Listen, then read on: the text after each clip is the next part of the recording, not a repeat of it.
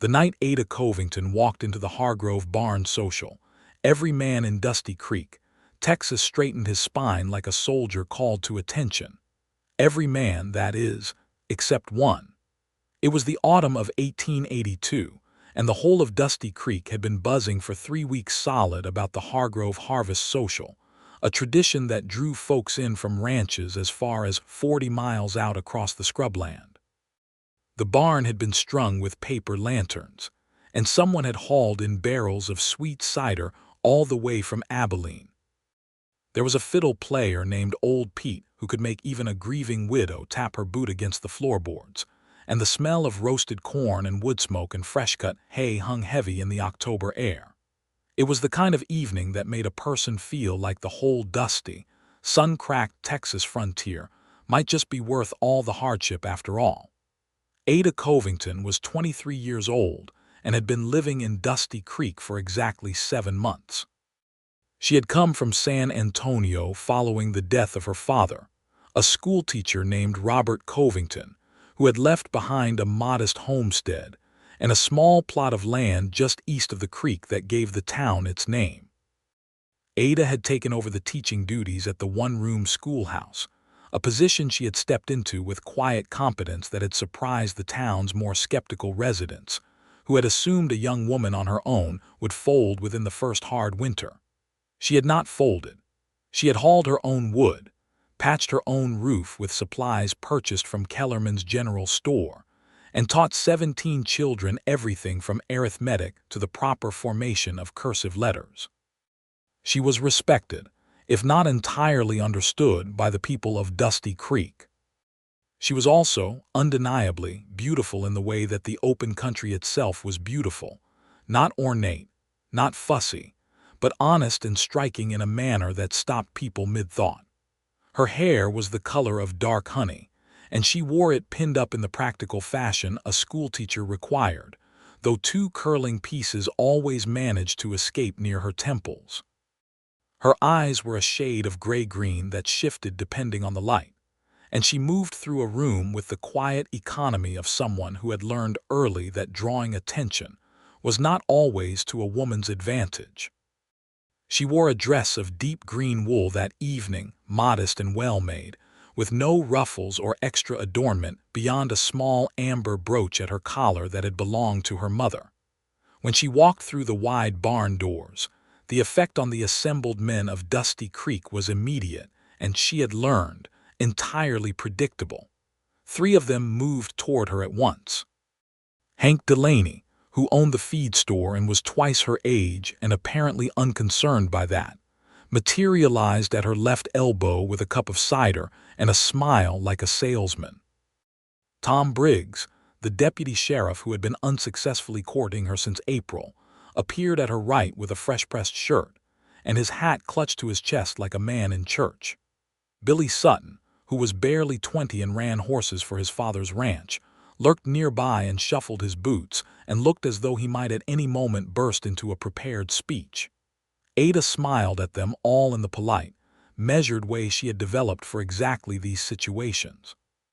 She accepted the cider from Hank, thanked Tom for his company, and told Billy she liked his new boots, which seemed to devastate him with happiness. And then she found herself scanning the room the way she always did, cataloging the space, noting the exits and the faces, old habit from a childhood spent in rooms where her father was the guest of honor, and she was the one who quietly ensured nothing went wrong. That was when she saw him. He was standing near the back wall of the barn, slightly apart from the main cluster of people, and he was doing something she had never once seen a man do at a social gathering in Dusty Creek. He was watching the horses, not watching the women. Not strutting, not posturing, not pulling up his belt buckle or squaring his shoulders. He was looking through a gap in the barn's weathered siding at the horses in the adjacent corral, his arms folded loosely across his chest, and there was an expression on his face that she could only have described as genuine contentment. As though the sound of the fiddle and the laughter and the lantern-lit dancing behind him were perfectly fine things to have in one's vicinity, but were not in themselves the point of being alive. He was tall, That much was clear even at a distance. Broad through the shoulders in the way of a man who had spent years doing physical labor, not the kind of bulk that came from showing off, but the kind that came from necessity. His hair was dark, nearly black, and cut short beneath a battered hat that had clearly seen years of hard use without any particular effort toward replacement. His clothes were clean but plain dark trousers, a collarless shirt the color of slate, worn boots that had been polished. She could tell from across the room, relatively recently. He wore no special occasion hat, no fancy stitching on his shirt, no silver conchos on his belt. He looked, in short, like a man who had come to the social because someone had asked him to, and who was making peace with that fact. He was, Ada realized with a start that she felt somewhere behind her sternum, the only man in the entire barn who had not looked at her when she walked in. She found herself watching him. This was unusual. Ada was not, by nature, a woman who watched men at social gatherings. She watched children during lessons and watched the sky for weather and watched the trail for trouble. Those were the useful kinds of watching. Watching men at socials had always struck her as a waste of perfectly good attention, since they were generally so predictably intent on being watched themselves that there was nothing particularly interesting to observe. This man, however, was interesting. He shifted his weight after a moment, still looking at the horses, and said something to the man standing next to him. She had not noticed the second man, a weathered older fellow in a red shirt, and the older man laughed and clapped him on the shoulder. The tall man smiled. It was not the wide, performative smile that Tom Briggs deployed at Ada like a prepared weapon. It was a quick, quiet thing, there and then gone, like light moving across water. "Miss Covington, would you honor me with this dance?" Tom Briggs had apparently been speaking to her for some seconds. Ada turned to him and felt a small stab of guilt at her own inattention. "Thank you, Tom," she said, and she let him lead her out onto the plank floor where old Pete was sawing cheerfully through a reel, because it would have been unkind not to, and because Ada Covington was not unkind even when she was distracted. She danced twice with Tom, once with old Martin Hargrove himself, the host, a widower of 70 who danced with every woman out of sheer stubborn joviality, and once with Billy Sutton, who was a better dancer than she had expected and who blushed from his collar to his hairline for the entire duration of the song. All the while, she was aware of the location of the tall man at the back wall with a peripheral precision that she told herself was purely innocent curiosity. He had not moved to dance. He had not moved to speak to any of the unattached young women who were arranged near the cider barrel in a cluster that most of the men at the social were circling with the hopeful energy of planets finding their orbit. He had, at some point, accepted a tin cup of cider from the older man in the red shirt, and was drinking it with the air of someone who had simply decided that cider was a fine thing, and that was sufficient reason for its existence. During a pause between sets, when old Pete was resting his bow arm and mopping his forehead with a cloth, Ada managed to lean toward Bess Hargrove, the host's daughter-in-law who organized these socials with the efficiency of a field general, and who knew the name, background, and approximate financial situation of every person in a 50-mile radius. "Bess," Ada said, keeping her voice easy and conversational, "who is the tall man near the back wall, the dark-haired one?" Bess Hargrove looked assessed and nodded in the immediate way she had. "Calvin Malone," Bess said. "Has the Whitfield place out past the second ridge, the one that was sitting empty 3 years before the Whitfield family finally gave it up. He bought it in the spring, paid fair price, from what my husband heard, did not try to haggle the widow down. He runs cattle, modest operation, keeps to himself mostly. A good neighbor from all accounts. Helped pull the Morrison boys' horse out of the ravine last month without being asked, and without making a production of it afterward." "He hasn't danced," Ada said. "No," Bess agreed, with the small smile of a woman who noticed everything and stored all of it for future use. "He doesn't seem much interested in the usual proceedings, does he?" "How old is he?" 27, I believe. Came from somewhere in the hill country, San Marcos way, I think. No wife. No mother hovering about trying to make introductions, which is either sad or liberating depending on how you look at it. Old Pete picked his bow back up and the barn filled with music again, and Ada told herself that she had simply been satisfying ordinary curiosity, the same kind she applied to any new person in her community, and that there was nothing more to it than that. She turned and smiled at the next man who approached her about a dance, and she danced, and she was present and pleasant and laughed at the right moments. But she kept watching Calvin Malone.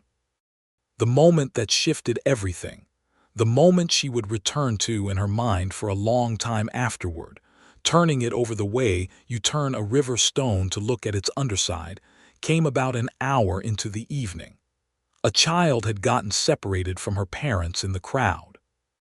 She was small, perhaps 4 years old, with dark braids and a green pinafore, and she was standing in the middle of the barn floor with the peculiar rigid terror of a very young child who has suddenly understood that the familiar world has contracted to an unfamiliar point. The noise and the movement of the adults around her had clearly become overwhelming. Her lower lip was trembling in the way that precedes genuine distress, and the adults nearest her were so involved in their conversations and their dancing that not one of them had noticed. Calvin Malone had noticed. Ada saw him move before she understood what was happening. He crossed the barn floor with the unhurried directness of a man who has spotted a problem and intends to address it, with none of the spectacle that some men would have brought to such a moment. He crouched down in front of the little girl, a significant accomplishment for a man of his height, getting himself all the way down to her level, and he said something. Ada could not hear it over the fiddle. The little girl looked at him. The rigid terror in her small body eased, fraction by fraction. She said something back. He nodded seriously, as though she had made an important and entirely reasonable point. He held out his hand, palm up, making it an offer rather than a direction, and she considered it for a moment with the grave deliberation of a 4-year-old making a significant decision, and then she put her hand in his. He stood and walked her with easy patience along the edge of the barn until he found her mother near the cider barrel, who scooped the child up with the particular clutching relief of a mother who has only just realized she should have been frightened. Calvin Malone said a few words, touched the brim of his hat, and turned away before the mother could make more of it than a thank you. Ada realized she had stopped dancing entirely and was simply standing in the middle of the floor watching him walk back toward his post at the back wall. The man who had been dancing with her. She had already forgotten which one was saying something, and she turned back to him with a smile that she suspected was not quite as convincing as her earlier ones had been. After the social wound down and people began collecting their coats and calling their children and hitching their wagons, Ada found herself standing outside in the cool October air near the corral fence, supposedly admiring the stars, which were extraordinary that night, a thick scatter of them across a sky so clear it looked newly washed. In truth, she was simply enjoying a moment of quiet after several hours of being charming to people who expected it of her. She heard footsteps on the dry ground and glanced to her right. Calvin Malone was standing a few feet away, apparently having arrived at the corral fence for his own reasons, which appeared to be looking at his horse, a well-built roan that stood apart from the others with an air of private satisfaction, and checking the state of his cinch before riding out. He glanced at her. He did not look startled or calculating. He looked the way a person looks when they notice another person standing nearby in a perfectly ordinary fashion. "Evening," he said. His voice was lower than she had expected, with the unhurried quality of the hill country in it. "Evening," she replied. He turned back to his horse and checked the cinch with the methodical attention of a man who did things properly and without audience. Ada looked back at the stars. Several seconds passed in silence. It was not an uncomfortable silence. This surprised her somewhat. "Good horse," she said, because she meant it and because she had learned in 7 months on the frontier that commenting favorably on a person's horse was one of the most honest currencies available. He glanced at the roan and back at her, and there was something in his expression, A quiet respect for the observation, perhaps, the acknowledgement that she had said a real thing rather than a conversational filler. "She is," he said, "smarter than most of her kind, knows her own mind."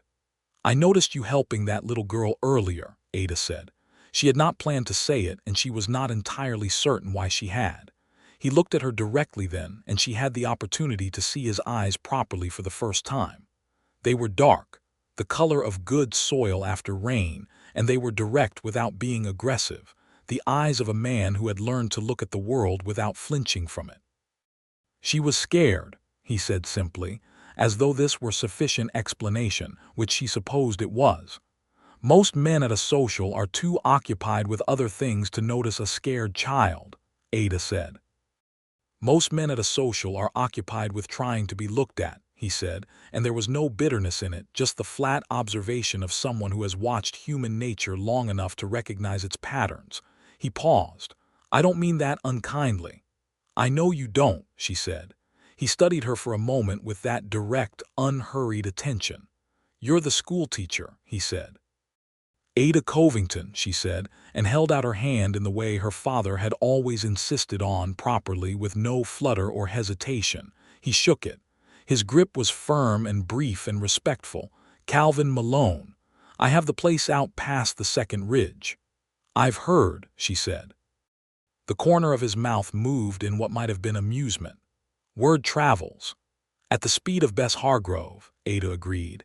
And he did smile then, that quick, true smile she had seen from across the barn, and it was even better at close range.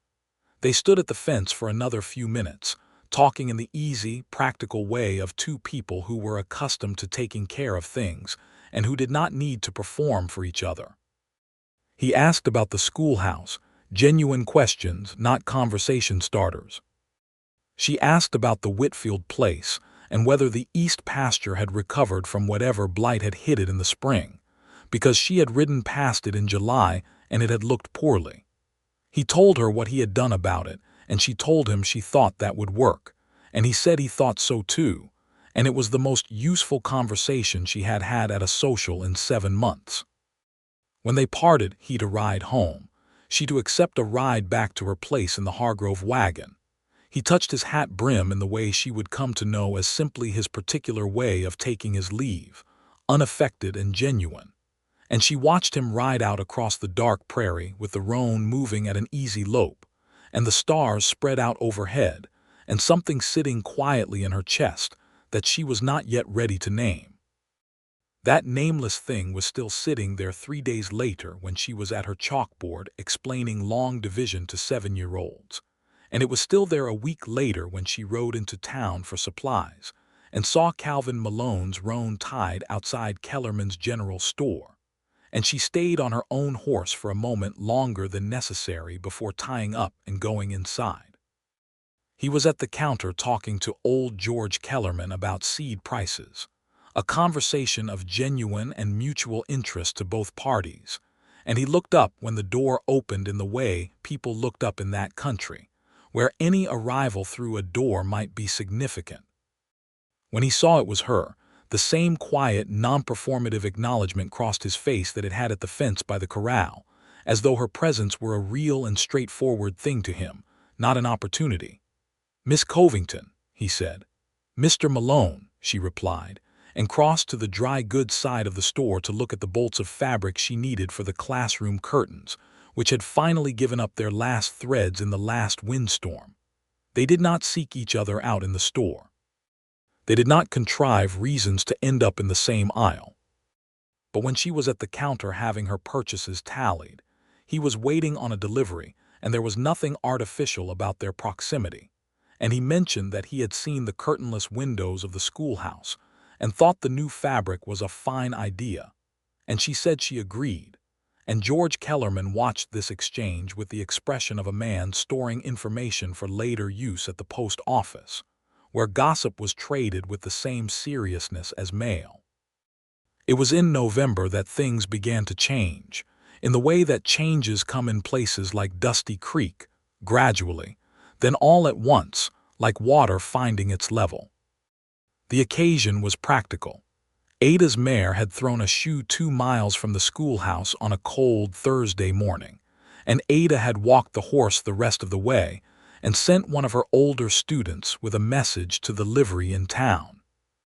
But Tom Briggs at the sheriff's office, who received all messages by default in the way of a man who had appointed himself the general manager of Ada Covington's difficulties, had apparently also sent word out along the road, because by the time school let out at 3 in the afternoon, both Tom himself and Calvin Malone had appeared, through some coincidence of routes, at the schoolhouse.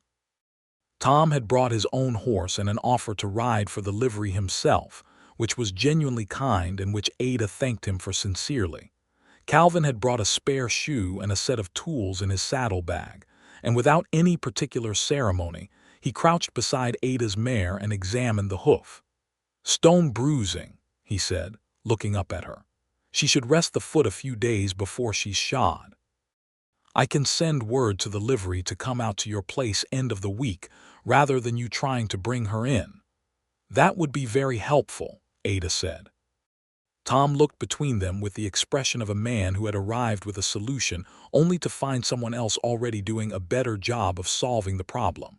"I'm happy to see Miss Covington home," Tom said, because he was a decent man even if his ambitions in her direction were unrequited. "I have my wagon," Calvin said, easily, without competition in his voice. "I'm heading past her place on the road back to mine. No extra trouble." Ada looked at Tom. He was a kind man. He had helped her more than once. But there was something in his helpfulness that always carried the slight weight of expectation, of credit to be tallied and eventually called in, not a calculated thing. She did not think ill of him for it, but a thing she felt nonetheless. There was no weight in Calvin Malone's offer. It was simply, "This is the practical solution and I am available to provide it." "Thank you, Tom," she said warmly. "Truly, but Mr. Malone is right, it makes more sense." Tom nodded, with the grace of a man, absorbing a disappointment he had been absorbing for months. He said his goodbyes, tipped his hat, and rode back toward town, and Ada helped her students collect their things and said her last goodbyes of the day, and then she tied her mare to the back of Calvin's wagon and climbed up onto the bench beside him, and they drove east along the road toward the creek. The afternoon was cold and pale, the light coming at that low November angle that made everything look like it had been dipped in brass. The cottonwoods along the creek had dropped most of their leaves, and their bare branches made a clean, dark pattern against the sky. There was no reason for this drive to be anything other than practical, and for the first mile or so it was. They talked about the road conditions, about the mare's foot, about whether the winter would be hard. But then Calvin said, in the way he had of saying things directly without preamble, "You're a good teacher." Ada looked at him. "How would you know that? You haven't been in my classroom." "The Morrison boy," he said. "Young Samuel, he reads now. His mother told me he couldn't make sense of a single letter when you started. And now he reads to her in the evenings from whatever books you send home." She said he reads like it costs him something, but also like he's proud of what it costs him. Ada was quiet for a moment. Samuel Morrison was 8 years old and had come to her in the spring with a genuine reading difficulty that she had worked with patiently for months, reading him aloud, letting him trace letters, finding the particular combination of approaches that had finally made the symbols resolve into meaning for him. The day he had read a full sentence without stopping had been one of the best days she had had in Dusty Creek. "He worked hard at it," she said. "I just found the right door." "That's what a good teacher does," Calvin said. They drove in silence for a little while, and the silence was still the same comfortable thing it had been at the corral fence, which she was beginning to think was simply a feature of this particular man's company. He did not fill quiet the way most people did, as though silence were a problem requiring immediate correction. He let it sit, and it sat well. "Why did you come to Dusty Creek?" she asked. "The hill country is good land." He was quiet for a moment, the kind of moment that told her he was thinking rather than calculating. "The place I had there wasn't mine to keep," he said. My father's land split between 4 sons, and by the time the division was done there wasn't enough for one person to build anything real on. My brother's the one who can make something of a small piece. I need more room. And the Whitfield place gave you that. It will, in time. He glanced at her sideways. Why did you come here? You had family in San Antonio, Bess Hargrove told me, and a better situation than a one-room schoolhouse in a creek town. Did she? Ada said, not entirely surprised. She was being neighborly, he said, with the smallest touch of humor. My father left me this land, Ada said, and I was not going to let anyone talk me into selling it. Not yet. Not before I've tried to make something of it. He believed in the frontier. He thought the best life was the one you built with your own hands. I want to find out if he was right. Calvin nodded. It was not a polite nod, not a nod of tolerance for a woman's sentiment. It was the nod of a man who recognized a real conviction. He was right, Calvin said. She looked at him.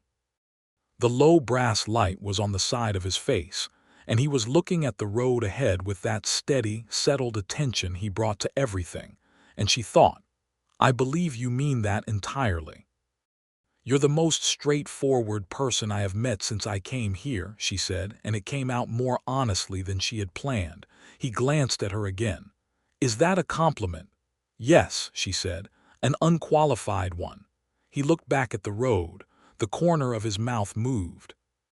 When they reached her homestead, a solid, modest affair, a 2-room house her father had built with good lumber and better sense, a small barn, a kitchen garden mostly given over to its winter sleep. He helped her unhitch the mare and get her settled in the barn with fresh hay and a check of her foot one more time, and then he stood in the yard with his hat in his hand in the fading afternoon light, and she stood at the barn door, and there was a moment between them that was charged with something new. Something that had not been in the social or at Kellerman's or even for most of the wagon drive. Thank you, she said, for all of this. You didn't have to. I wanted to, he said simply, and the directness of it landed in her chest like a warm stone.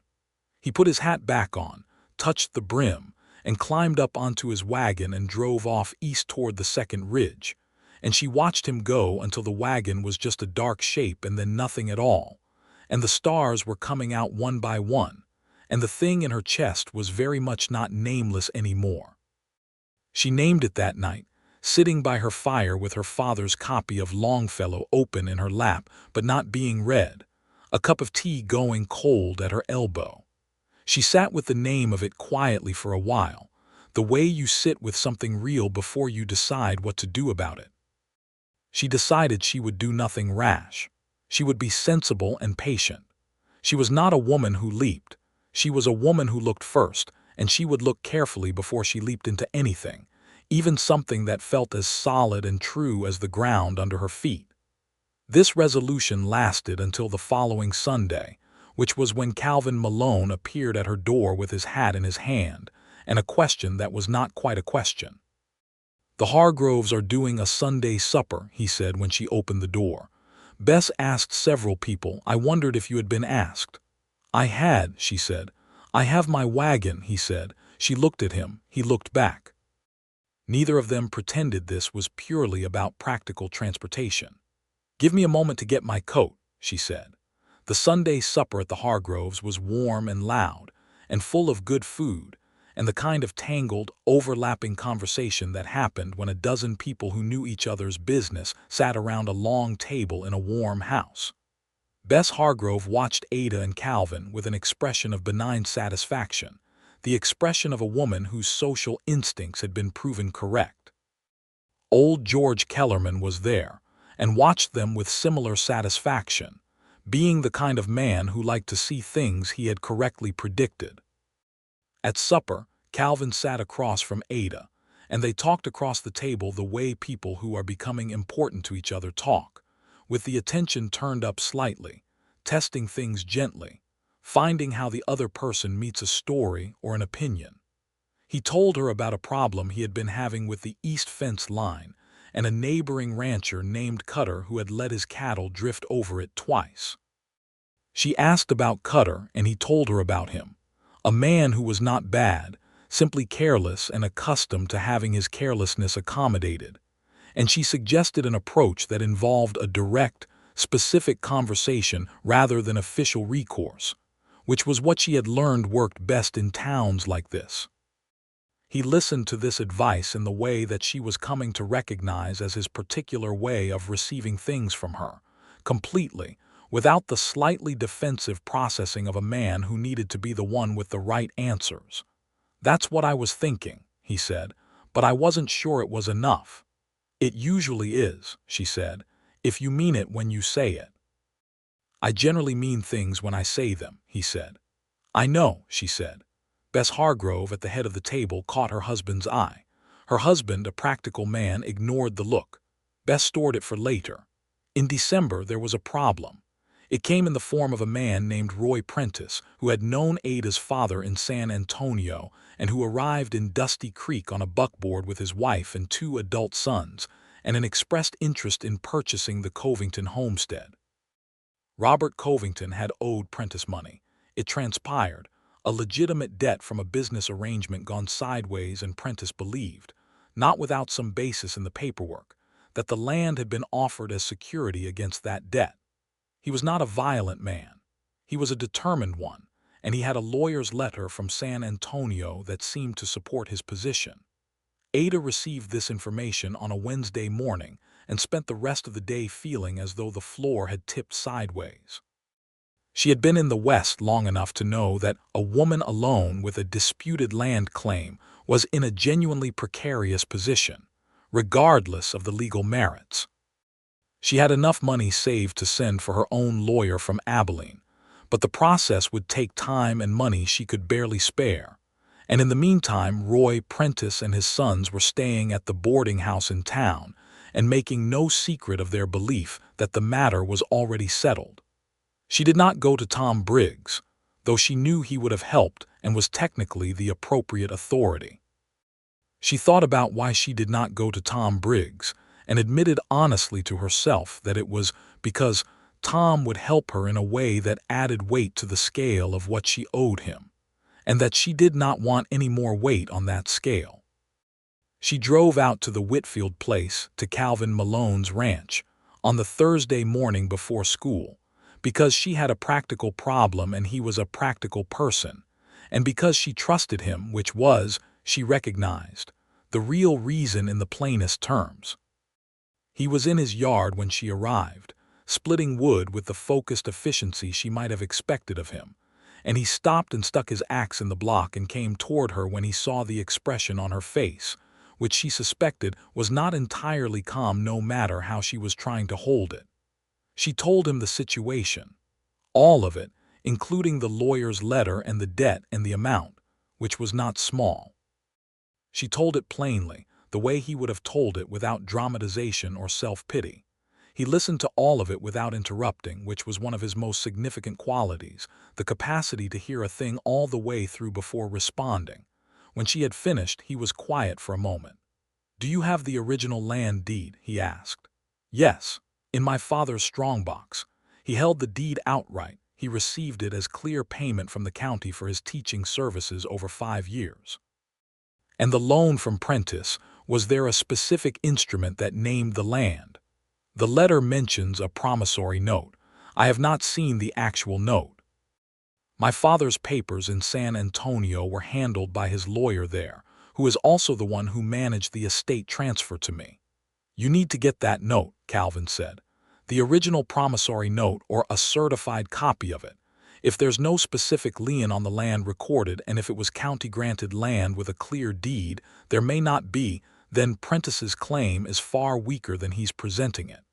Ada looked at him. "How do you know this?" "My father had a land dispute that went to a county court when I was 15, he said. "I read everything in that proceeding 3 times because no one else in the family was going to. The documents are what matter, and specifically what is and is not on the official record." "I can write to my father's lawyer today," Ada said. "Write today," he agreed. "In the meantime, I can ride into town and have a conversation with Prentice myself. Nothing official, just neighbor to neighbor, to make clear that people here are watching the situation, and that Dusty Creek is a place where the community takes an interest in how its members are treated. She looked at him for a long moment, in the cold December morning air with the smoke rising from his chimney and the roan watching them from the corral. "Why are you doing all of this?" she asked, and her voice came out softer than she had intended. He looked at her with those dark, direct eyes, and she felt the particular quality of his attention, the full, unhurried weight of it. "Because it matters to me what happens to you," he said. It was not a declaration. It was a fact delivered in the way he delivered facts, without performance, without strategy. It was the most honest thing anyone had said to her in a very long time. She had to look away for a moment, out across his pasture where the brown winter grass moved in the cold wind. She pressed her lips together and breathed. "Thank you," she said, when she was sure her voice was steady. He simply nodded, and went back inside for his coat and his hat, and they drove into town together in his wagon to start the practical work of protecting what was hers. The weeks that followed were harder and more full than anything Ada had faced since arriving in Dusty Creek. She wrote daily letters, sent documents back and forth with the Abilene mail rider, and sat through 2 uncomfortable conversations with Roy Prentice in the sheriff's office, Tom Briggs present and mostly useful, in which she stated her position clearly and without wavering. Calvin had spoken to Prentice the day after her visit to his ranch, and while she was not entirely certain what had been said in that conversation, Calvin gave her a brief, accurate summary that she suspected left out several things that would have made her simultaneously grateful and alarmed. Prentice had adopted a somewhat more formal posture in his dealings with her afterward, the posture of a man who had recalibrated his assessment of how difficult this process was going to be. The breakthrough came in the 3rd week of December, in a letter from her father's San Antonio lawyer, which contained a certified copy of the promissory note. Calvin sat across the table from her in her kitchen while she read it and reread it, and then she set it down and looked at him. "There is no specific lien on the land," she said. "The note is a general personal loan. He offered no specific collateral in writing. My father's name is on the note, and the land deed is in my name now by virtue of the estate which was properly probated." She paused. Prentice's lawyer in San Antonio has been reading him a more aggressive version of his position than the actual documents support. "That's not uncommon," Calvin said. "It means I can write a formal response that is likely to end this before it reaches a county court," she said. Her voice was very controlled. "It means my land is my land," Calvin nodded.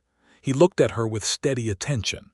She pressed the flat of her hand against the table and breathed out slowly, the long, shaky exhale of someone who has been holding tension for 3 weeks and has finally received permission to release it. Her eyes stung. She had not cried once during the whole 3 weeks, not from stubbornness, or not only from stubbornness, but from the genuine need to be clear-headed every single day, and the sting now was simply the body's accounting, the deferred cost of having been steady.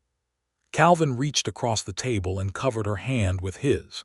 He did not say anything. He just let his hand rest on hers, warm and solid, and she turned her hand under his and held it, and they sat like that in the quiet of her kitchen while the fire worked in the hearth and the cold pressed at the windows, and it was the most specific comfort she had ever been offered. She looked up at him after a while when she was sure the sting had passed. "I should make tea," she said. "Yes," he said, and there was everything in the simplicity of it, the acknowledgement that they were both still here, that there was a next thing, that the next thing was tea and then probably supper because it was growing dark outside and neither of them had eaten since morning. She made tea. He stoked her fire. She found bread and last summer's preserved plum jam. They sat on opposite sides of her kitchen table and ate and talked, and the conversation moved naturally from the Prentice matter to other things, to Christmas in the hill country and Christmas in San Antonio, and what a person did on a frontier ranch when there was no family within 400 miles. and she told him about her tradition of reading her father's copy of Longfellow on Christmas evening, and he told her about his tradition of riding out to the highest point of his land and watching the sun rise. And somewhere in the middle of this conversation, it stopped being a conversation and became something that had no adequate name except the feeling of being thoroughly, specifically, unreservedly known by another person. It was late. She could tell by the cold and by the way the fire had settled into coals. He stood and put his coat on, and she stood too, and they were standing near the door in the small entry space of her house, and he was very close, and neither of them was pretending that any of this was merely practical. "Ada," he said, and her name in his voice had the particular quality of something he had been carrying carefully and was now setting down properly. "Calvin," she said. He looked at her for a long moment with that full, unhurried attention. "I am not a man who is good at indirection," he said. "I know," she said. "I would like to call on you," he said, "properly, with your permission." She thought about all the men who had come at her with smiles and dances and cups of cider and carefully prepared speeches about her beauty and her prospects. She thought about the man at the back of the barn who had been watching horses, who had picked up a scared child and walked her to her mother, who had held her hand in her kitchen and asked nothing more than that she let him be present. "You have my permission," she said. He put his hat on, touched the brim, and stepped out into the December night, and she watched from her doorway until the cold drove her back inside, and she stood by her fire with her hands wrapped around the cooling tea mug and smiled into the empty kitchen with a thoroughness she had not permitted herself in a long time. He called on her that Sunday, and the Sunday after, and by Christmas he was part of the rhythm of her weeks in a way that had solidified from something deliberate into something simply true. He rode into town when she had errands and walked beside her without making a display of it. He fixed the hinge on her barn door, which had been troubling her since September, on a Saturday morning in January while she was inside grading arithmetic papers, and when she came out to thank him, he simply said the hinge had needed doing, and that was all. Bess Hargrove had stopped even pretending to be subtle about her satisfaction. Roy Prentice had received the formal response from Ada's Abilene lawyer in January, and had, apparently after consulting his own lawyer more carefully, discontinued his claim. Ada received the written confirmation on a Tuesday and rode out to Calvin's ranch to tell him, because he had been part of this from the beginning and the good news belonged to him too, and because riding out to his ranch was something she was now entirely comfortable doing, and he had never made her feel anything other than welcome there. He was working on his east fence when she arrived, which was the fence line Cutter's cattle had been crossing, a problem he had resolved with the direct conversation she had suggested. Cutter had been surprised and then apologetic, and had mended his portion of the fence himself. Calvin had still come out to check his own fences, which was simply who he was. She told him about the letter. He set down his fence tool and looked at her with the quiet satisfaction of someone who had never doubted the outcome but is still glad to have it confirmed. "Good," he said. "I couldn't have managed it without your help," she said. "You could have," he said. "You knew what to look for once you got calm enough to look." "You helped me get calm enough," she said, and she meant it precisely, and he received it precisely. He looked at her for a moment, standing there between his fence posts in the cold January afternoon, and then he crossed the distance between them in a few unhurried steps and kissed her, or she kissed him. She was never entirely sure afterward who had moved first, and it was not a tentative kiss or a cautious one. It was the kind of kiss that two people share when they have been completely honest with each other and have nothing left to work up to. The February cold was brutal, the kind that locked the ground solid and made the cattle bunch up against the windbreaks and turned every trip to the well into an act of sustained determination. Ada was at the schoolhouse every weekday regardless, building the fire an hour before her students arrived, working through the worst cold with the same practical stubbornness she applied to everything. Two of her students, the Delaney girls, had colds that kept them home for a week, and she sent lessons with their older brother and wrote detailed notes to their mother about keeping up the reading even if the arithmetic had to wait. Calvin appeared at her schoolhouse on a Tuesday afternoon with a cord of wood he had split and loaded himself, without any prior mention of it. He stacked it against the east wall of the schoolhouse and helped her carry enough inside to get through the rest of the week, and then he stood in the back of the classroom while she finished teaching her last lesson of the day, which happened to be about the geography of Texas.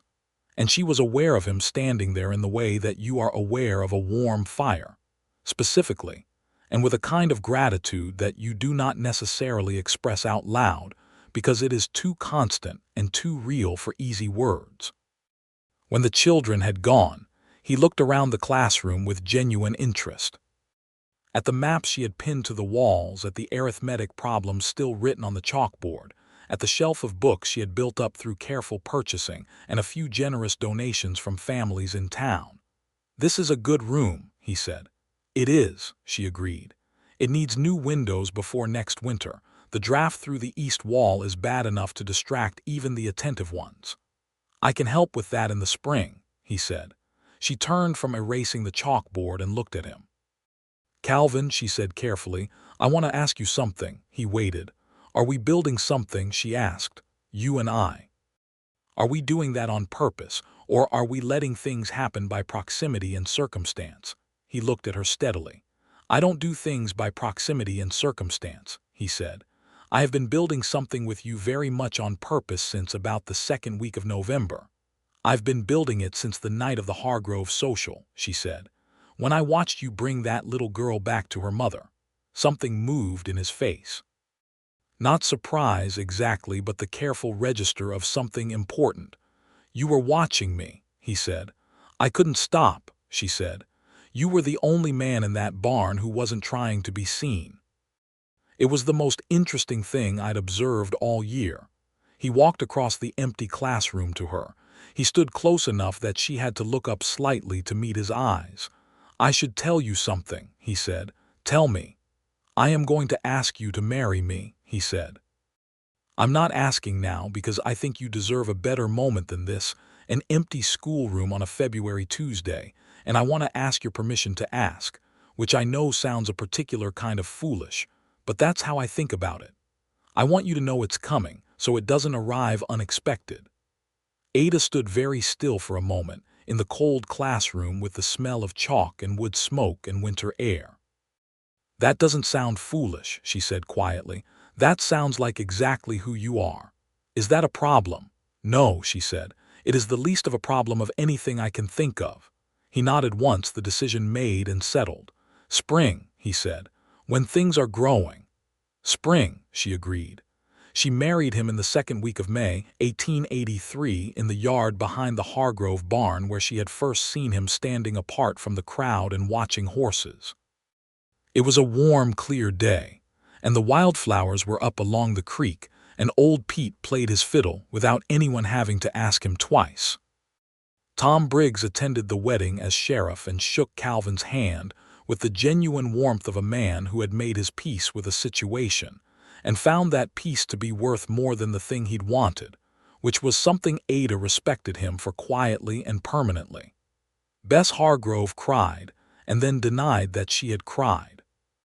Ada wore a dress of ivory cotton with small pearl buttons down the front that she had sewn herself over the course of 3 Sundays, and she carried a handful of the yellow wildflowers from along the creek because they were honest, and because they grew there naturally without anyone having to plant them, which seemed appropriate. Calvin said his vows in a voice that did not waver and looked at her throughout with that full, unhurried attention, and when the minister pronounced them married, he kissed her in front of everyone without any self-consciousness, which made several of the older women in attendance press their hands to their hearts and made Billy Sutton, who was standing in the back, feel things he was not quite old enough to have the proper words for. They moved Ada's things to his ranch in 3 wagon loads over the week after the wedding, and she arranged her books on the shelf he had built for them along the parlor wall, and hung her mother's amber brooch on the small hook beside the mirror, and set her father's copy of Longfellow on the table by the reading chair. and the house, which had been a well-maintained but fundamentally empty place, became immediately and completely a home. She kept the schoolhouse. This was understood without extensive discussion. She would teach, because the children of Dusty Creek needed teaching, and because teaching was as much a part of who she was as the land or the early mornings or the books. Calvin rode her into town when the weather was bad, and on fine days she rode her mare, who had recovered fully from her stone bruising, and whose new shoes from the livery held up perfectly well. The east fence Calvin had been working on when she came to tell him about the Prentice matter was finished by early spring and held through the summer without incident. The east pasture he had treated after the blight the previous year came back strong and green, and by July it was carrying cattle well. He bought 8 new cows at the summer sale in Abilene, and came back on the second day pleased in the quiet, specific way of a man who has done good business and knows it. That summer Ada noticed something she had been watching carefully since winter, and when she was certain, she told Calvin on a Sunday evening on the porch while the last of the July light was going down over the ridge. He was so still for a moment that she thought she had miscalculated his response entirely, and then he turned from looking at the horizon to looking at her, and there was something on his face that she had never seen before, not the steady, controlled competence that was his usual manner, but something entirely open, startled and enormous, like a window thrown wide in a closed room. He put his hand against her face, very gently, and said nothing for a long moment. "Are you well?" he finally asked, and the care in the question, the specific way it went straight to what mattered to him, was enough to make her eyes sting. "I'm very well," she said. "Good," he said, barely above a whisper. "That's Ada, that's everything." She covered his hand with hers where it rested against her cheek. The last of the light was going gold across the hills, and the cattle were settling in the east pasture, and somewhere down by the creek a night bird was beginning its slow call. And she thought about her father saying that the best life was the one you built with your own hands, and she thought he had been right in ways he probably had not been thinking about when he said it.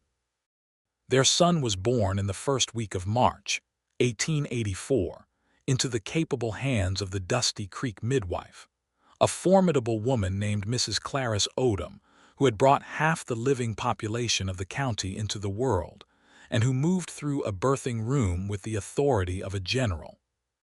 Calvin was outside in the yard for most of it, in the cold early March air, which was where Mrs. Odom firmly directed the husbands, and Bess Hargrove was inside with Ada, which was where she had firmly directed herself.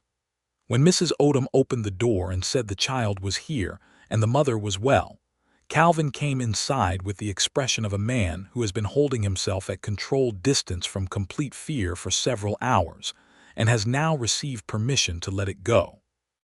He sat beside Ada on the bed, and she put their son in his arms with the careful instruction of a new mother and a woman who trusted him completely, and he held the baby with an uncertain precision, the look of a capable man handling something for the first time and being honest with himself about the unfamiliarity, and looked down at the small face. "He looks like you," Ada said, which was not entirely accurate but was true in spirit. "He looks like a person who has opinions," Calvin said, which was accurate, because the baby's brow was furrowed with the concentrated objection of someone who has recently been introduced to the world without adequate preparation.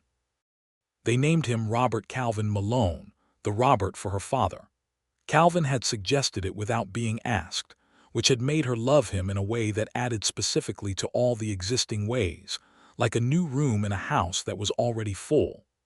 Robert turned out to have exactly the personality his expression at birth had predicted, firm in his opinions, deliberate in his movements, interested in everything, particularly horses and the collection of various objects from the ground.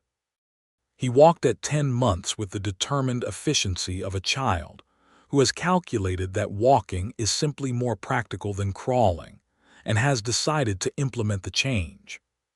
He spoke his first word, which was predictably horse, at 11 months, while pointing at the roan through the corral fence, and Calvin stood beside him with an expression that Ada captured entirely in her memory and kept there. The schoolhouse got its new windows in the spring of 1884, Calvin and two of the Hargrove men doing the work on a Saturday while Ada's students were absent. The draft through the east wall was permanently resolved, which made a noticeable difference in the attention spans of the children sitting nearest to it come fall. Samuel Morrison, who was now 10 and reading with confidence, gave Calvin a drawing he had done of the schoolhouse for the occasion, which Calvin kept. There were, naturally, the ordinary difficulties of frontier life. In the summer of 1884, a dry spell lasted 8 weeks, and Calvin spent most of it managing his water carefully and making decisions about which pastures to rest and which to keep active, decisions that required the kind of quiet, sustained judgment that was entirely his particular strength. He came in from the range some evenings during that stretch looking gray with the particular exhaustion of someone who has spent a day making difficult choices. And Ada fed him and sat with him and sometimes talked, and sometimes simply kept him company in the way that he had always kept company with her, fully present and without performance. The dry spell broke in August with the kind of rain that the Texas frontier delivered periodically, as though compensating for its absences all at once, and the creek ran high for 3 days, and the grass came back, and Calvin rode the east pasture on the 4th day, and came home and ate his supper with the quiet satisfaction of a man whose gamble on his own judgment has come in right. In the fall of 1884, Ada's sister Miriam came to visit from San Antonio. Miriam was 4 years younger, 20 at the time, with their mother's coloring and their father's forthright way of speaking, and she arrived on the stage from Abilene with 2 trunks and an expression of appraising interest that reminded Ada so forcefully of Robert Covington that her eyes filled without warning. Miriam looked at the ranch. She looked at the house, with its books and its amber brooch and its well-made furniture, and the drawing Robert Morrison had given Calvin hanging on the parlor wall. She looked at Calvin, who shook her hand and addressed her directly and did not try to charm her, and she looked at Ada, and by the 2nd day of her visit she had taken Ada aside in the kitchen and said, with great brevity, "He's the real thing." "I know," Ada said. "Papa would have liked him." "I know that too," Ada said, and had to turn back to the stove for a moment. Miriam stayed 3 weeks and helped with Robert and proved useful in the kitchen, where she had skills Ada freely acknowledged were superior to her own, and on her last evening she sat on the porch with Calvin while Ada put Robert to sleep, and Ada, coming back out, heard the sound of actual conversation between them, real conversation, the kind that happened between people who respect each other. And she stood in the doorway for a moment without announcing herself, and felt the particular fullness that comes when the separate parts of your life are not in conflict with each other. Miriam went back to San Antonio with her 2 trunks and a letter for Ada's father's former lawyer confirming that all was well and that the land issue was long since resolved, a letter she had volunteered to deliver in person because it gave her an excuse to call on the lawyer, who had a son her age whose letters she had been receiving since before she made the trip to Dusty Creek. Ada suspected this had been the additional motivation behind the visit and said nothing about it, because she recognized the recognizable thing in her sister's face when his name came up. She was right. Miriam wrote in December to say that she and James Caldwell, the lawyer's son, had an understanding. Ada wrote back and expressed her genuine delight and suggested that Miriam bring him to Dusty Creek in the spring so that she could evaluate him properly. The spring of 1885 brought James Caldwell, who was 22, slight, earnest, and deeply in love with Miriam in the specific, slightly helpless way of a careful man who has met a person who makes all his careful plans feel insufficient. Calvin shook his hand and asked him about his work and his intentions with the same direct, unhurried attention he applied to everything, and afterward told Ada that he thought James Caldwell was a man who meant what he said, which was, from Calvin, the highest available assessment. Miriam married James in June of that year in San Antonio, and Ada and Calvin and Robert traveled down for the wedding, Robert at 15 months old, and in possession of his own opinions about the stage journey, which he expressed at regular intervals.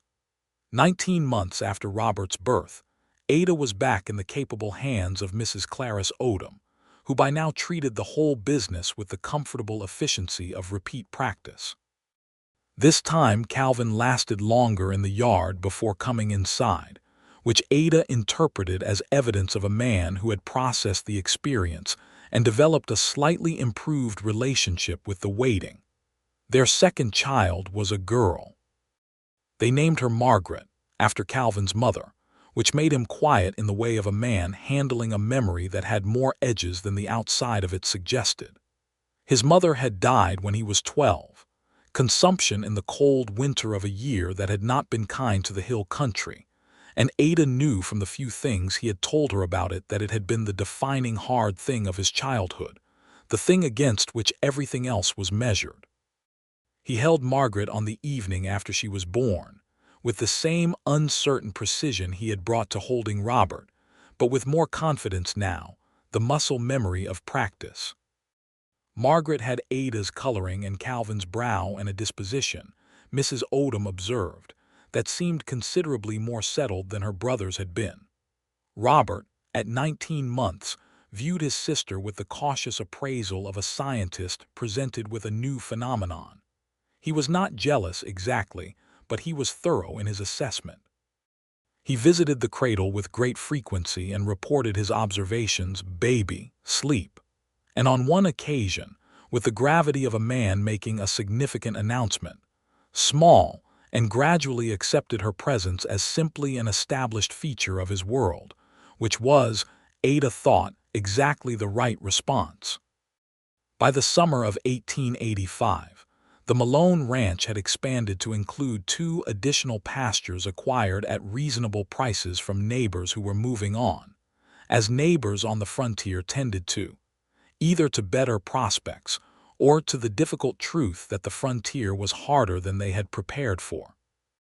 Calvin managed the expansion with care, never taking on more than his operation could support, making decisions based on evidence rather than ambition, and the result was a ranch that was not the largest in the county, but was among the most consistently sound. Ada continued teaching at the schoolhouse with the dedication she had brought to it from the beginning. By 1885, she had taught 3 complete years of students, and some of her first pupils were beginning to age out of her classroom and into the larger world with skills she had given them, which was a satisfaction unlike any other. Samuel Morrison, who had been unable to read a letter when she started, had at 14 become an apprentice to the Abilene Telegraph Office, a position that required a facility with written communication she had helped him build. His mother sent Ada a letter about it that she kept in her strongbox alongside the original land deed. It was in the fall of 1885 that Ada found herself sitting on the porch one October evening, the same October evening quality that had characterized the night of the Hargrove social 3 years ago, the brass light and the smell of wood smoke, and the sky going enormous and clear above the ridge. And Calvin came and sat beside her with Robert on his knee, the boy half asleep against his father's chest, and Margaret in the cradle just inside the door where they could hear her if she stirred. "Do you remember the social?" Ada asked. "The Hargrove Harvest Social in October of '82, he looked at her. "Of course. I watched you for almost an hour before we spoke," she said. "I thought you should know that." "I know," he said. "You know. Bess told me," he said with that small movement at the corner of his mouth. "She told me the following spring. She said she had been watching you watch me all night and had found it extremely gratifying." Ada laughed, the full real laugh that she gave freely to very few things. "Of course she had. She told me she had considered introducing us at the social itself, but had decided you would manage it more effectively on your own." "She was right," Ada said. "I did manage it. At the fence," he said. "Yes." She looked at him in the October light, at this man who had been the only person at that entire, crowded, music-filled, cider-sweet social who had seemed entirely settled inside his own skin, who had not needed to be seen or to perform or to win, who had simply been present in the way that the best things in the world are present, without argument and without demand. "I couldn't stop watching you," she said. He turned to look at her fully, Robert still heavy against his chest, and his eyes had that open quality that she had first seen when she told him about the baby, that window thrown wide. "I noticed you the moment you walked in," he said. She stared at him. "You didn't look at me." "No," he said, "but I noticed." He paused. "Every man in that barn turned toward you when you walked through the door, and you handled all of it with perfect grace, and it looked like the loneliest thing I had ever seen." Ada was very still. "I didn't want to be one more man turning toward you out of his own want," he said. "I thought, if she ever looks past all of that and sees someone who isn't turning, she might find it interesting." She looked at him for a long time in the dying October light. "You were right," she said softly. He reached across and took her hand with the hand that was not holding their son, and she laced her fingers through his and they sat together in the fading evening, the two of them and the sleeping Robert, and the sound of Margaret's small breathing from inside the house, and the creek moving in its bed below the ridge and the stars appearing one by one overhead as they always did in that country, in that particular unhurried, magnificent way. The winter of 1885 into 1886 was cold and long but not brutal, the kind of winter that tested you steadily rather than striking hard. Calvin kept the stock fed through careful management, and Ada kept the schoolhouse fire burning through methodical wood-splitting, and the organized contributions of several families who understood that a warm schoolroom was a community investment. There were difficult weeks when the ground was frozen too solid to work, and the cold came through every gap in every wall, and they were in those weeks as they were in everything, which was together and practical and honest about what needed doing. In March of 1886, a letter arrived from Miriam in San Antonio. Miriam and James Caldwell were expecting their first child in September. The letter was exuberant in Miriam's particular way, vivid and detailed and full of exclamation points that Ada could hear in her sister's voice. Calvin read it over her shoulder and said quietly, "September. That's good timing. The heat will have broken by then." Ada wrote back at length, filling several pages with practical wisdom and several more with the kind of warmth that she gave freely to Miriam, and that was, in letters, easier to express than in any other medium. She told Miriam about the early weeks and the importance of rest, and the particular way that Mrs. Odom's matter-of-fact competence had made everything feel manageable, and she told her that James would be in the yard for most of it whether he wanted to be or not, and that this was the correct arrangement. James Caldwell took the advice about the yard, Miriam later wrote, and spent the duration of their son's arrival, a healthy boy they named Robert, a coincidence of affection that made Ada and Miriam laugh about it in subsequent letters, in the company of a San Antonio lawyer colleague, who apparently provided continuous commentary on contract law as a means of occupying the time, which both men later agreed had been useful. The spring of 1886 brought changes to Dusty Creek that were both expected and larger than expected. The railroad spur that had been rumored for 2 years was confirmed as coming through, not through the town itself, but close enough to bring new settlers and new commerce, and the particular energy of a place that is being found by the world. New families arrived with the spring, claiming homestead land that had been available and building on it with the urgency of people who have decided. Ada had 14 new students in her classroom by April, making it the most crowded the room had ever been. She spoke to the school board, which consisted of 3 men, one of whom was Martin Hargrove, now 72 and as stubbornly cheerful as ever, about the need for expansion. She made her case plainly and with specific numbers, as her father had taught her, and as Calvin had reinforced by example. Facts clearly stated are more persuasive than any amount of emotion. The school board voted to fund a second room and the hiring of an assistant teacher, which Ada sourced from a teacher training school in Austin, and which resulted in a young woman named Miss Pruitt arriving in the fall of 1886 with her trunks and her credentials, and a great deal of nervous energy that Ada calmly managed into competence over the following months. Miss Pruitt was 20 years old and capable and earnest, and she reminded Ada enough of herself at 20 that it was occasionally startling. Ada mentored her with the specific patience she brought to her students, finding the right door for each thing that needed to be learned. On a spring evening in 1887, Ada found herself standing in the kitchen doorway watching Calvin teach Robert to read.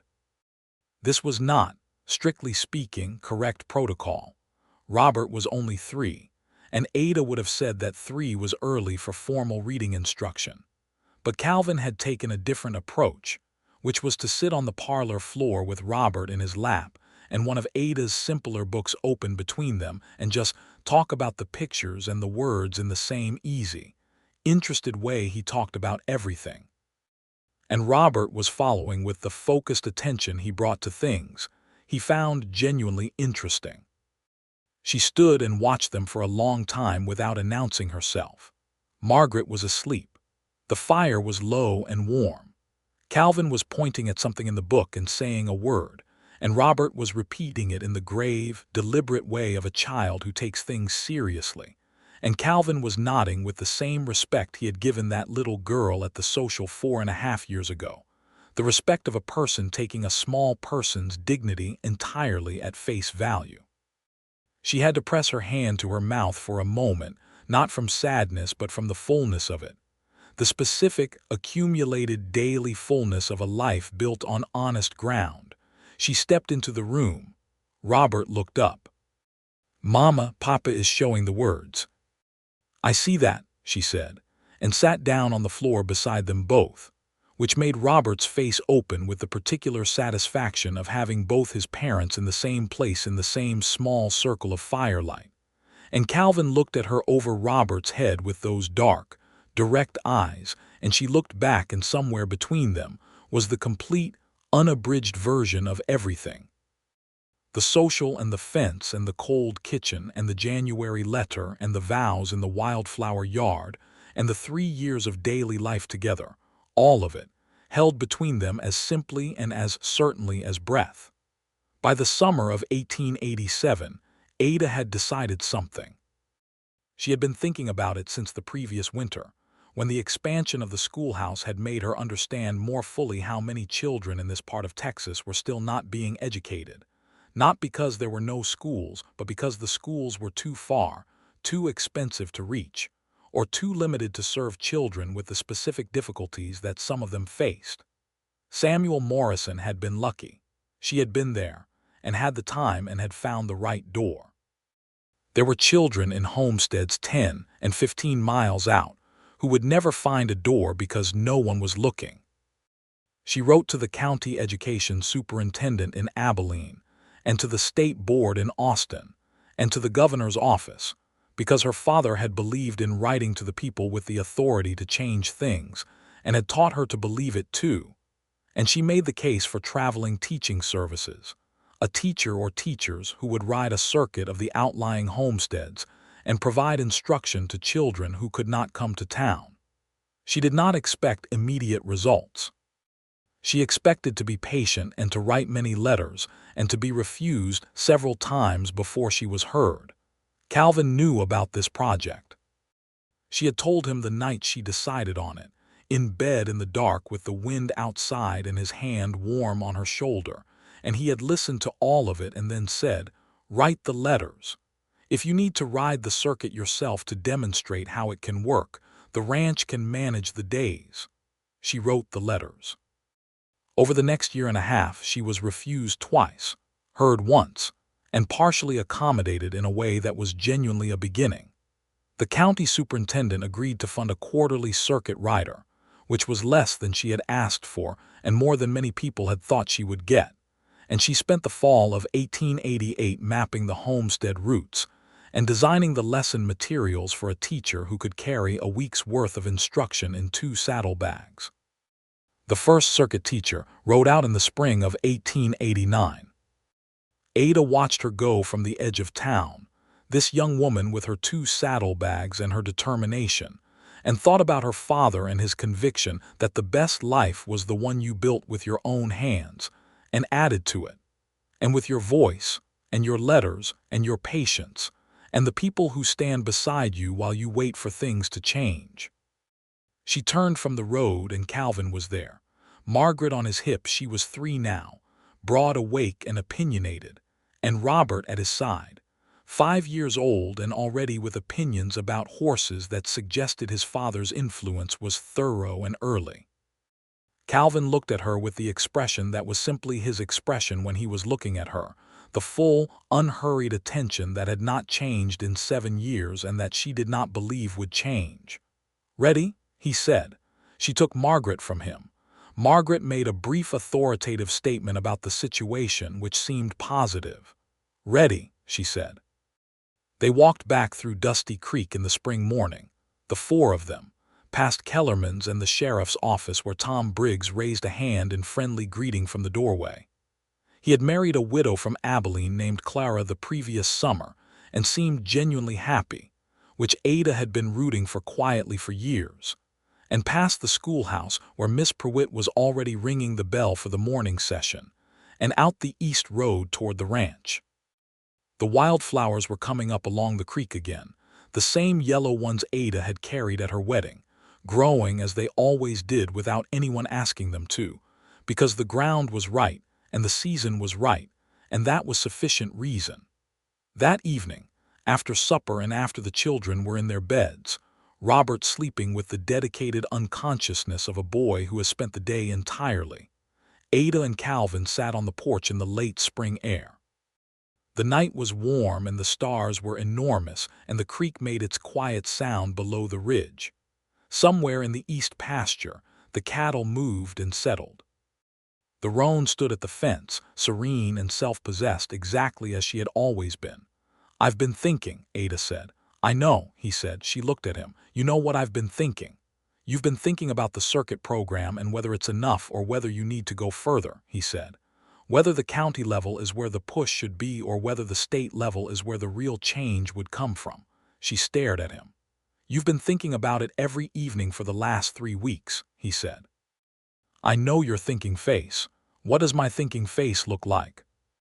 "You're reading a document that has several sections and you're partway through the complicated one," he said. She laughed.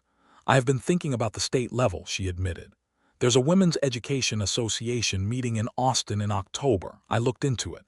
They've been advocating for expanded rural education for 4 years and they have the ear of 2 state legislators." "October," he said. "The children will be with Bess. She's already planning to take them, I'd guess, whether we ask her to or not." "You've already thought about this," she said. "I've been watching you think about it," he said. "It seemed sensible to think ahead." She looked at him in the spring dark, this man who noticed everything without making a production of noticing, who prepared for the things she needed without waiting to be asked, who had been doing these things steadily and without variance for 7 years. "Calvin," she said. "Ada," he said, in the same tone, which was the tone of 2 people who have been saying each other's names for long enough that the names have become complete sentences.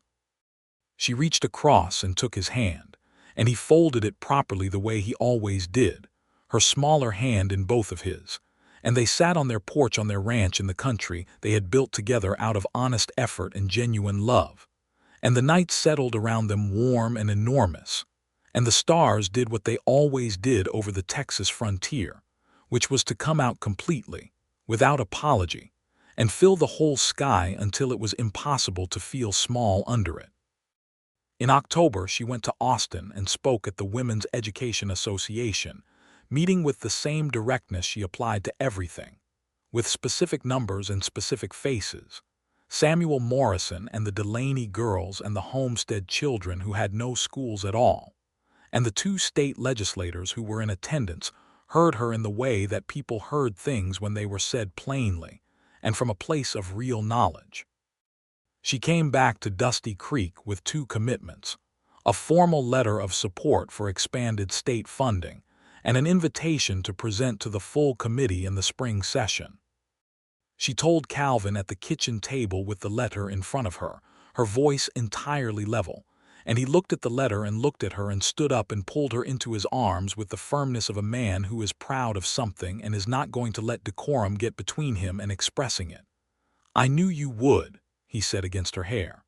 "You're very certain about me," she said, with her face against his shoulder. "Always," he said. She held on to him in the quiet kitchen, in the house they had made from a well-built beginning and daily intention, with the strongbox in the bedroom containing the land deed and the letters from Miriam and the note from Samuel Morrison's mother, and the Longfellow on the parlor shelf, and the drawing Robert Morrison had given Calvin on the classroom wall, and their children sleeping in the rooms above, and outside the land that she had refused to sell, that she had insisted was worth trying, that had turned out to be worth every single thing. The spring arrived. It always did in that country. After the cold and the difficulty and the weeks that tested you and the decisions that wore you to the bone, the spring came up along the creek with its yellow wildflowers and its particular quality of light and its air that smelled like everything beginning again. Ada Covington Malone stood on the porch of her home in April of 1890, 7.5 years after a night when she had stood at a fence and watched a man touch the brim of his hat and ride off into the dark. And she was 30 years old, and the circuit riding program had been expanded to 6 quarterly routes, and the state committee had approved the funding request. And her classroom had produced readers and arithmeticians and letter writers, who were by now scattered across the Texas frontier, carrying those tools with them. Robert was 6 and had his father's stillness and her father's love of words and was already the best reader in his class, which Ada managed carefully so as not to make it a burden. Margaret was 4 and had, as Mrs. Odom had predicted from her first days of life, a settled temperament and a way of looking at the world with complete and patient attention that Ada recognized from somewhere close. She was going to be formidable. Ada looked forward to it.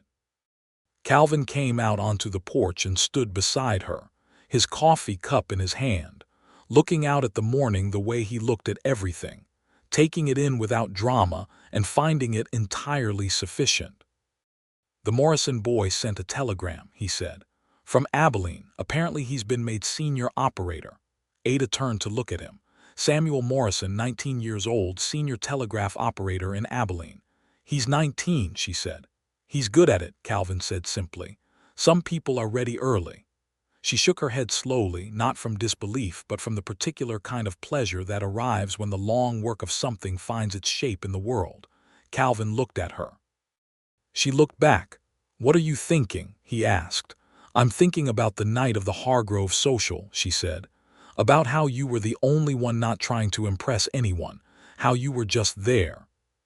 Just yourself." "I was watching the horses," he said. "I know," she said.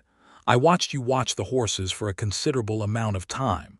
"And what conclusion did you reach?" he said with that small, quiet movement of his mouth. "That you were the most interesting person in the room," she said, "and the only one worth watching." He set his coffee cup down on the porch railing and turned to her fully, the way he always turned to her when she was saying the real thing, with all of his attention and none of his attention withheld. "You were worth every watch and every wait and every morning of this," he said. "All of it, every single part." She stepped close to him, and he put his arms around her, and she stood with her face against the solid warmth of his shoulder, and listened to the morning birds along the creek and the distant sounds of the ranch coming awake and the small sound of Margaret talking to herself in her room above, working through some private inventory of the world's facts. This was the life her father had meant.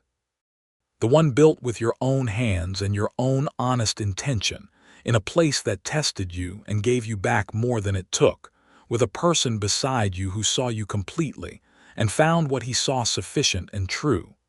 The wildflowers were up along the creek. The sky was open and wide in the particular Texas way, the way that made you feel like the world went on forever in all directions and that you were standing at exactly the right point in the middle of it. Calvin pressed his lips to the top of her head.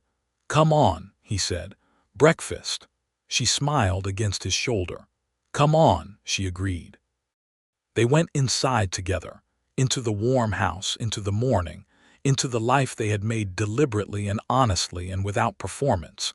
The only way it could have ever worked. The only way that any of the true things work. The same way the wildflowers grew. The same way the creek moved.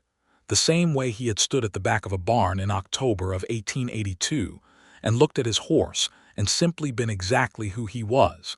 And she had seen it from across the room and could not look away. And had never stopped.